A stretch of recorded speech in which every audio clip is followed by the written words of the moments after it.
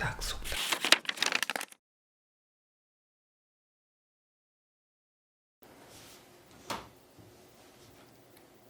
안녕하세요. 배훈입니다. 오늘은 최타성 작가의 역사의 쓸모 읽어드릴게요.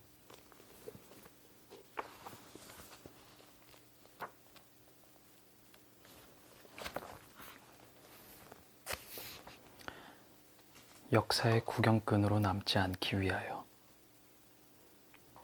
조선의 성군을 꼽으라고 하면 보통 세종과 정조를 말합니다. 세종은 조선시대 전기를, 정조는 조선시대 후기를 대표하는 임금이죠. 정조는 참 힘들게 왕이 되었습니다. 겨우 11살의 나이에 자기 아버지가 죽었는데 아버지를 죽인 사람이 다름 아닌 할아버지 영조예요. 어린 나이에 얼마나 괴로웠겠습니까?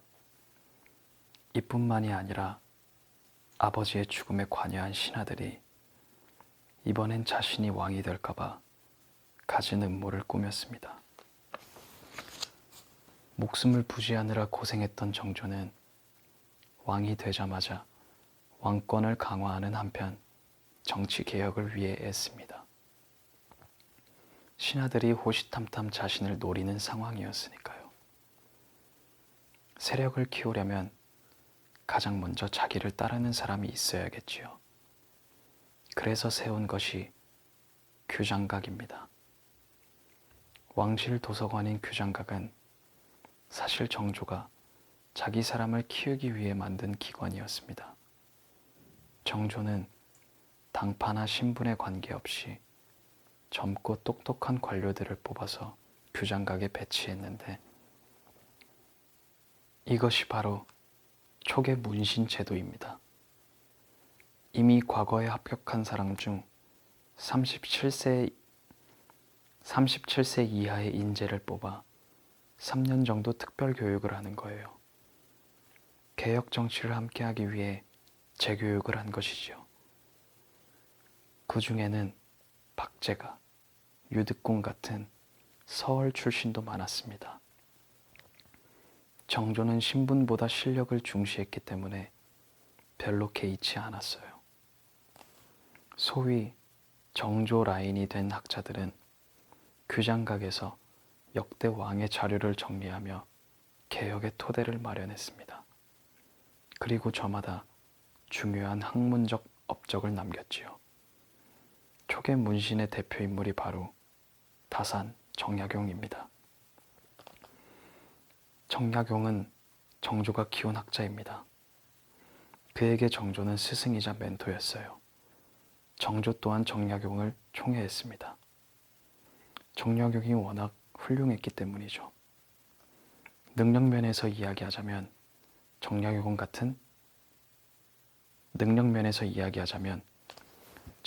같은 위인을 또 찾기가 어려울 거예요.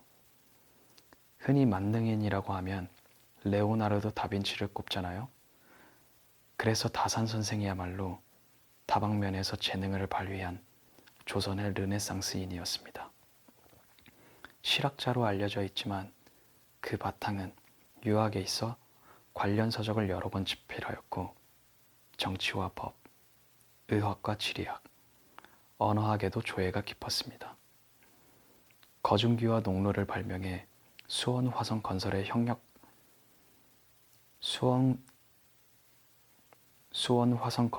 혁혁한 공을 세웠고 시인으로서 여러 작품을 남기기도 했죠.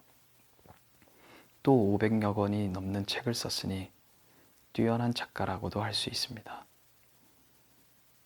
두 사람은 다양한 내기를 하며 함께 시간을 보낼 정도로 무척 가까웠습니다. 애주가인 정조가 술을 잘 못하는 정약용에게 일부러 술을 내리거나 활솜씨가 없는 것을 알고 문무를 갖추게 한다며 활쏘기 연습을 시키는 등 짓궂은 장난도 서슴지 않았죠. 두 사람의 일화를 보고 있자면 임금과 신하의 관계를 넘어 정말 마음을 나눈 벗 같다는 생각이 듭니다. 그러나 다재다능한 정약용에게도 약점이 하나 있었습니다. 종교가 그의 아킬레스건이었어요. 조선은 성리학의 나라인데 정약용 집안은 천주교를 믿었거든요. 한마디로 난리가 날 일인 것이죠. 정조는 그 사실을 모른 척했지만 계속해서 올라오는 탄핵 상소를 외면할 수는 없었습니다. 그래서 일단 정약용을 내치기로 합니다. 너무나 아끼는 신하지만 계속 붙잡고 있으면 오히려 정약용에게 독이 될 수 있다는 생각이 든 거죠. 그래서 정약용에게 미리 언지를 줍니다. 내일 내가 호통을 치면서 너를 자를 거다. 그럼 우선 잘못했다고 해라. 물러나서 기다리면 내가 너를 다시 부를 것이다. 정조는 뼛속까지 정치인입니다. 치밀하고 때로는 냉혹하기도 합니다. 가까운 신하들과 자주 편지를 주고받으며 다양한 지시를 내렸는데 당시 노론 벽파의 수장이었던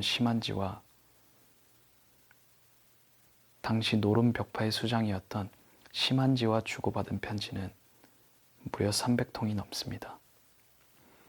그중 한 편지를 보면 정조가 심한지에게 이런 지시를 내려요. 내일 나에게 무릎을 꿇고 절을 하면서 네 죄를 벌해달라고 말하라는 지시예요. 예를 들어 그 편지에 적힌 날짜가 3월 6일이라면 다음 날인 3월 7일자 실록에 정확히 같은 내용이 있습니다. 심한지가 정조 앞에 가서 무릎을 꿇고 절을 하더니 저의 죄를 벌하여 주시옵소서 라고 했다는 것이죠. 이처럼 정조는 자신이 직접 사람과 상황을 조정하고 통제하는 인물이었습니다.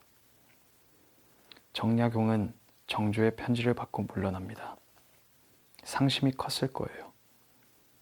정약용은 정조와 함께 일하는 걸 정말 좋아했거든요. 하지만 상황이 워낙 안 좋으니 어쩔 수가 없었지요. 관직에서 물러난 정약용은 다시 왕이 자신을 불러줄 날만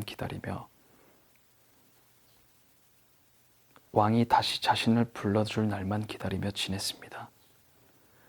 그가 조정에서 물러난 뒤 어떤 마음으로 살았는지 추측할 수 있는 증거가 있어요. 자신의 생가에 걸어놓은 현판이죠. 여유당이라고 쓰인 현판인데 얼핏 들으면 이제 좀 여유를 갖고 편하게 살겠다는 뜻인가 하고 생각할지도 모르겠어요. 실은 노자의 도덕경에 나오는 글귀에서 따온 이름입니다. 여하미여 겨울 냇물을 건너듯이 유하미여 너의 이웃을 두려워하듯이. 이 글귀는 겨울에 시내를 건너는 것처럼 신중하고 사방에서 나를 엿보는 것처럼 두려워하며 경계하라는 의미예요. 안 그래도 눈엣 가시인데 무엇 하나라도 트집을 잡아보려는 무리가 눈에 불을 켜고 있지 않겠습니까? 그러니까 사방을 경계하고 신중하게 하루를 보내라는 의미로 그런 글자를 써둔 거예요. 정약용은 매일 현판을 쳐다보면서 오늘 하루도 행동거지 하나하나 조심해야지 하고 생각했던 것입니다. 그렇게 자신을 단속하며 이제나 저제나 기다리고 있는데 드디어 정조의 편지가 도착합니다. 보름 뒤에 너를 부를 테니 준비하고 있으라는 내용이었어요. 얼마나 좋았겠어요. 청혼의 꿈을 품고 약속한 그날만을 손꼽아 기다렸겠죠. 그런데 청천벽력 같은 소식이 들려옵니다. 정조가 세상을 떠난 거예요. 약속한 날을 딱 하루 앞두고요. 정조가 승하한 날이 정약용을 다시 부르기로 한 날의 바로 전날입니다. 정조의 갑작스러운 죽음에 정약용은 충격에 빠집니다. 얼마나 허탈하고 또 슬펐을까요? 뒤이어 찾아온 감정은 바로 공포였을 겁니다. 정약용을 지켜주던 존재가 사라진 셈이잖아요. 아니나 다를까 정조 승하 이후 신유박해로 수많은 천주교인이 처형당하고 정약용 또한 유배를 갑니다. 자신은 이미 천주교와 인연을 끊었다는 간곡한 호소가 받아들여져 겨우 사형을 면한 것이었어요. 후에 맏형인 정약현의 사위가 일으킨 역모 사건에 연루되었다는 이유로 강진으로 유배지를 다시 옮기게 됩니다. 가문은 패족이 되었지요. 자그마치 18년 동안 귀양살이를 했고 그 뒤에 여유당으로 돌아와 다시는 조정에 발을 들이지 못한 채 그곳에서 일생을 마칩니다. 정약용은 능력이 출중한 사람이었으나 능력을 펼칠 기회가 별로 없었습니다. 외척이 날뛰고 탐관오리들의 횡포가 판치는 세상, 인재를 알아주기는커녕 짓밟는 세상이 원망스럽지는 않았을까요? 저는 그게 평범한 반응이라고 생각합니다. 얼마나 억울해요. 다산의 인생을 보면 제가 다 안타까워요. 정조가 조금 더 오래 살고 정약용이 머릿속에 있는 생각을 실제로 펼쳤다면 조선의 향방이 조금은 달라지지 않았을까 싶은 거죠. 행정, 토지 등 여러 제도가 개선되었을지도 모르니까요. 역사에는 가정이 없다고 하지만 만약이라는 생각을 하지 않을 수가 없거든요. 그 정도로 뛰어났던 분입니다. 정약용이 유배지에서 나라를 탓하고 운명을 탓하며 남은 인생을 보냈다고 하더라도 쉽게 손가락질할 수 없었을 겁니다. 하지만 정약용은 그러지 않았습니다. 오히려 그 어느 때보다 많은 일을 해요. 바로 책을 쓰는 일이었습니다. 18년 동안 무려 500여 권의 책을 씁니다. 저는 한 권 쓰는 일도 힘에 부치는데 말이죠. 양만 많은 것이 아니라 분야도 방대합니다.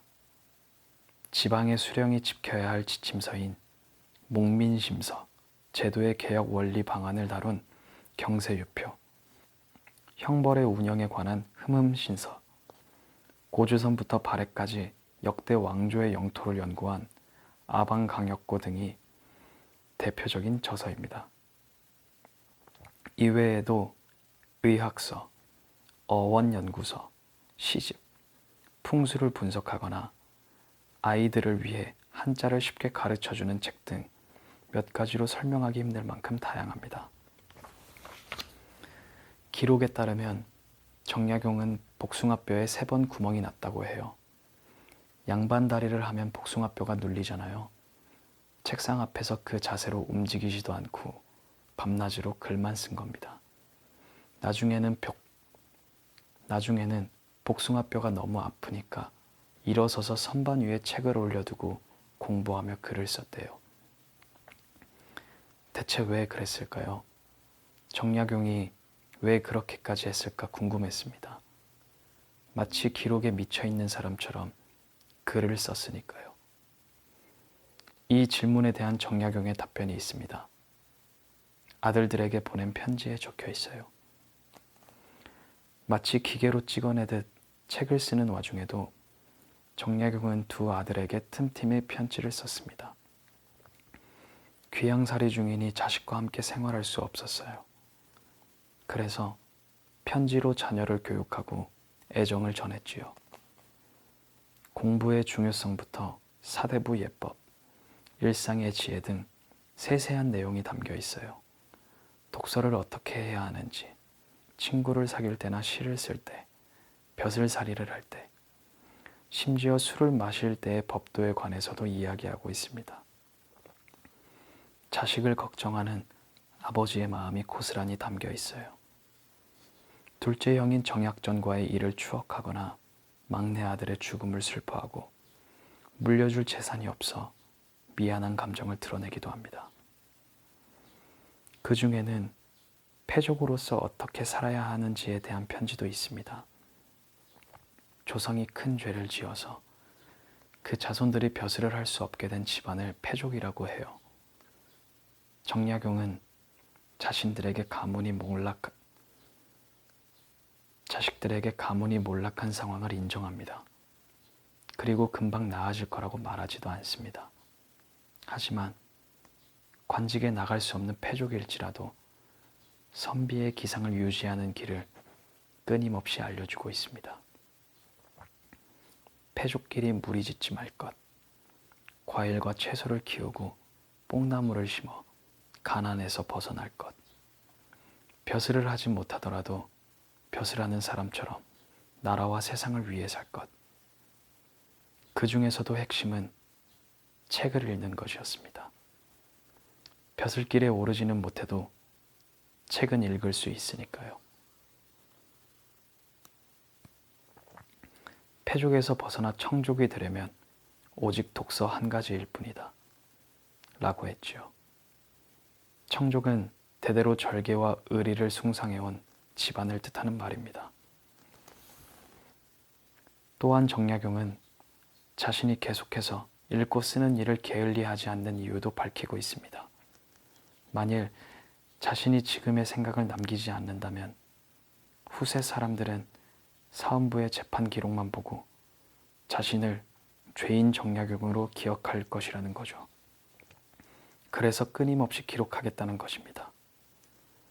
출세의 길이 막혔다고, 죄인이 되었다고, 패족이 되었다고